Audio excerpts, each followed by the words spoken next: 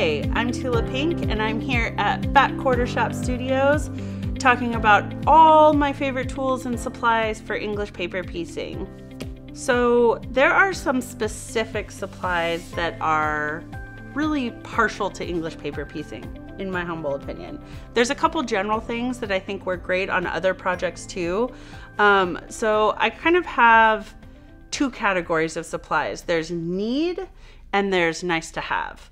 So the more you do it is when I would get into some of the deeper cuts of notions. But sort of the essentials are a couple of things. Obviously, you have to cut a bunch of fabric. So in the cutting tools section, I have my rotary cutter, which obviously you're gonna use for a lot of different sewing projects. But so this rotary cutter is my favorite. It also has my name on it. I know it's weird. I don't know how that happened. But this was designed specifically to fit in the hand nicely. So the rotary cutter goes with the acrylic template and the rotating cutting mat. This rotating cutting mat is not something I would call a need, but it is extremely nice to have. I would say this is my #1 nice to have product, is this rotating cutting mat, and specifically this one, because it's the perfect size for English paper piecing. It's easy to travel with, it's easy to carry with you. I can take it on retreats, I can get it on an airplane. It's just, it fits in a suitcase or a small bag. So I love this cutting mat for this reason. The rotary cutter goes with the templates. So these acrylic templates that we use to optically fussy cut our fabric are designed to be used with the rotary cutter. So it's that quick cutout piece. So that's sort of my main cutter. Now there's two other sort of larger fabric cutting scissors that I use often, and they are also from my Tula Pink hardware collection. One of them is the 6-inch fabric trimmer. So this has a really nice point and a sharp, clean blade on it. But it's a smaller scissor, so it's not, sometimes a big scissor is like trying to cut a piece of paper with a chainsaw. It's just an unnecessary amount of weight. So when I'm doing a lot of cutting out templates, cutting out a lot of small things, I want a smaller scissor that doesn't put a lot of weight or pressure on my hand. Because if I'm doing this a lot, then I don't want my hand to get sore, because that leads to all kinds of bad things like fatigue, carpal tunnel, all bad stuff. So I want a nice flexible scissor that I can hold in my hand really easily. Now probably the scissor I use the most when I'm cutting out any kind of templates or English paper pieces is this scissor. And this is the 6-inch bent trimmer.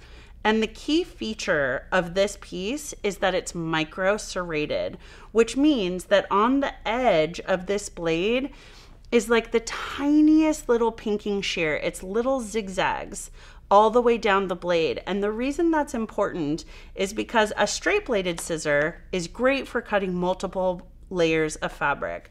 But if I'm trying to cut on a line that I've drawn on a template, one layer of fabric, cutting it out precisely, I want this little micro serration on the blade, because that micro serrated blade grabs the fabric and then cuts it. A straight blade actually squishes the fabric out of the way as it's cutting it. This will actually grab the fabric. So that means that when I'm cutting a single layer of fabric with this there's no end to this. It's a perfect, infinite piece of fabric. Okay. So when I'm cutting this fabric with this scissor and I clamp down, see how I can't move that? It's not going to get off course or pull off of my line. It's not going to veer away because of this little micro serration that's grabbing the fabric in its little claws. And so that's something that I'm going to use a lot when I'm English paper piecing, when I'm cutting a specific piece out on a line. So single layer of fabric, I use the micro serrated bent trimmer. Multiple layers of fabric, up to like 4, I'll use the straight trimmer, which has a long pointed smooth blade on it. So the third scissor that is probably the thing I have the most of stashed in every room and pocket of my house is this curved Easy Snip. So there's a couple of reasons why I like this so much. So one is that the blade here is actually curved. I don't know if you can see that. The blade is actually curved, so it curves up at the end. There's a couple of reasons I love this. It means that when I'm snipping my thread close to the fabric, I can get right on top of the fabric because it's not a straight blade, and it'll snip that with no tails, which is something that's going to become important to me later. The other reason I really like this for general sewing is because of that curve, you can get it underneath the foot of your sewing machine if you need to. Say you have a catch or a thread nest or something you need to get under your machine. I mean, if you're sewing on a Bernina, that's not going to happen, but that's another story. But if you need to get under the foot of your sewing machine, this will slide right in. Great for long arm quilting as well. And it's light and it's aluminum instead of steel, which is why it bounces back. So you don't have the extra pressure of opening the scissor back up again. It actually bounces back into shape. So one of the reasons that that's important, that it's actually aluminum, is because you can get it through the metal detector at the airport. So this is a scissor that I've gotten on a plane in every country I've been to. Over 30 countries I've gotten this through security. So that's a really important factor for a scissor, what you can get on an airplane. So this is the only one I can get on indefinitely in every country. So those are sort of my main cutting tools that are super important to the process. The other things that are going to be really important, especially when we get to our sewing, is needles and thread. So there's a couple of things. I've been through a lot of needles in my 15 years of English paper piecing, and every needle has a certain attribute that I've really liked, but I've come to one needle that is exceptional in all ways, in my opinion, and it is this Hiroshima needle. It's a tulip applique number 10, and the really important portion of the needle label here is where it says in tiny, tiny, tiny letters, Big I, becomes really important to your entire world. And here's why. I assume that by Big I, it's a funny, funny, funny joke because it's not very big. But it's much bigger than the ones that don't say Big I. So the ones that don't say Big I actually call no I needles because I can't find it. I have yet to find the I of those needles. But this one says Big I. And the difference between a Big I, this needle and a Big I versus a regular non-Big I or no I needle, it's not that the eye of the needle is actually wider, it's that it's 3 times longer, which means that I have 3 times, and there's no way you're going to see this on camera, but so I have 3 times more chance of threading this needle because it's 3 times longer. The eye of the needle is 3 times longer. But what I'm looking for in a needle is a few very specific things. I want a short needle because with a short needle, it's far less time than I'm pushing that needle through the edge of the fabric to sew my pieces together. That is the most resistance I'm going to get on my stitch is while the needle is going through fabric. So I want that resistance time to be as short as possible. So this is a very short needle, which is sort of counterintuitive to the way I learned English paper piecing, but I find I suffer far less finger trauma with a short needle than I do with a long needle. So I want that resistance time to be short, so short needle. I also want the needle to be a little bit flexible, but I don't want it to bend permanently. So I've been through a lot of needles in my several thousand hours of hand sewing, and up until I found this needle, typically it would take me 45 minutes to an hour to bend a needle and about an hour and a half to break it in half. So I went through a lot of needles. Now, this particular needle is definitely more expensive than the other needles I've used, which are all great. I just would end up breaking them at a certain point. But the difference is where with the other needles I've used, I go through maybe 3 or 4 in an evening of sewing. This one needle will last me almost a month. So in the long run, this needle, even though it's more expensive, is far more cost effective at the end of the day. The other thing that is really, really important to our sewing process here is thread. So I use Aurifil 50 weight thread, which is going to be what's in this little box. And you can tell 50 weight thread because it has an orange top. So this orange top is the indicator that it's 50 weight, and so I always know I have the right weight thread. The reason I like 50 weight thread, and there's a lot of other great weights there, but for English paper piecing, I find that 50 weight thread is strong enough to put up with the abuse I'm gonna put my piece through as I'm working on it, packing it, toting it around on airplanes, whatever. It's gonna be strong enough to hold everything together, but still fine enough that it doesn't show up too much on the front of the quilt. And the main thing I'm looking at when I'm talking about thread is a couple of things. So I contended with knotting and breakage quite a lot in the beginning. And I set out to figure out why that was happening and how to avoid it, because it was driving me crazy. Because the only thing that's gonna really slow you down when you're sewing is thread breakage and a knot. It's so annoying. And threading a new needle takes a lot of time, especially when you use these tiny, tiny big eye needles. So I don't want to waste any time. So I want to thread my needle as little as possible. And what I've discovered is that by learning about thread, I have eliminated a lot of those problems. So there's a couple things to know about thread. Thread is wound on a spool in two different ways. You either have thread like this, which all Aurifil is wound in this crisscross. You can kind of see how it's sort of wound on top of itself in a crisscross pattern. That is telling me that the thread is intended to come off the end of the spool horizontally. Now some thread, like a Coats & Clark thread, is wound straight on the spool. And what that is indicating is that the thread is intended to come off the side of the spool like this, vertically rather than horizontally. If you've ever noticed on your sewing machine, you often have two spool holders, one that's horizontal and one that's vertical. Many people think that that's just one spool for the thread of your machine and the other spool holder is to leave on there for when you run out of bobbin thread. Actually not the case. The two spool holders on your sewing machine are for two different types of thread spools.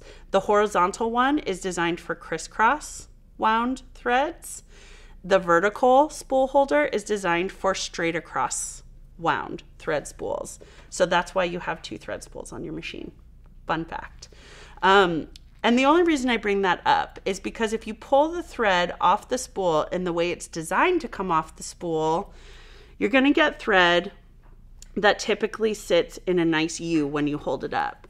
When you pull it off the wrong way, it's going to start twisting on itself. It'll do it eventually. But what's going to happen is it'll start twisting on itself, and that's where your knots come from. So that's why it's important to me to know which way the thread comes off the spool. Another factor in thread, we're getting really deep here, so just stick with me, but I'm telling you, it makes a difference. The other thing to know about thread that people often overlook is that thread has a grain.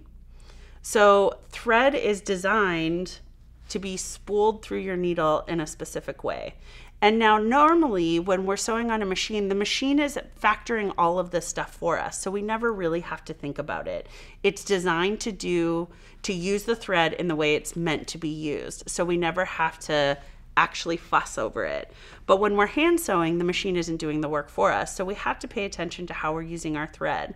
So if you were to look at thread under a microscope, it would almost look like a Christmas tree with little hairs that come off the shaft of the thread, sort of like this. We want to pull that thread through the fabric so that the little hairs go back into the shaft of the thread and then come back out all nicely with the grain. If we pull it in this way, backwards, it's actually going to bend back on itself and start damaging the thread as it creases back the wrong way. Where I told you we were going deep here. But if you looked at all of that under a microscope, you would see how much damage is happening to the thread if you're going from the wrong direction every time. So in order to keep the thread on grain in my needle, I will thread the needle on the spool because that's the way it's meant to come off the grain, or to be on grain. So I'm threading the needle while it's on the spool, pulling it off and cutting it. And now I know my needle's on grain. So the only time that's in reverse is a lot of people like to instead of bringing full spools, will wind their thread onto a bobbin. It's now going the opposite direction. So if you bring a bunch of pre-wound bobbins of your thread so that you don't have to carry full spools around you to a class or on a trip, that is now all reversed. So now I know that my thread is on grain on the needle. And you'll notice my thread is about the length of my forearm. The reason that that is a good guide for thread is because I know it's tempting. I want to do it too. Where you cut off a 3-yard piece of thread because you think, I'll never have to thread another needle for hours and hours, and isn't that great? It's not great. Let me tell you why. So if your thread's that long, you have all this thread spooling into space, twisting around as you're sewing. You will absolutely 100% get a knot in your thread because it's just all in the atmosphere, twisting all around back on itself. Also, if you think about what we're doing to this thread on sort of a microscopic level, we are bringing this thread through 2 pieces of fabric and dragging it over the edge of a piece of paper over and over and over. And what we're doing is we're gently shearing the thread with every single stitch. So if your thread is too long, say it's this long, once you get past this section, there's so much damage on the back end of that thread from just the act of sewing with it that it will absolutely break 100% without fail. So a couple of things that I was doing wrong in the beginning when I first started sewing and I was having all these knot thread problems is I was sewing with my thread against the grain, which was causing knots. It was causing it to twist up in itself. And my threads were way too long. I was cutting off like half a spool of thread.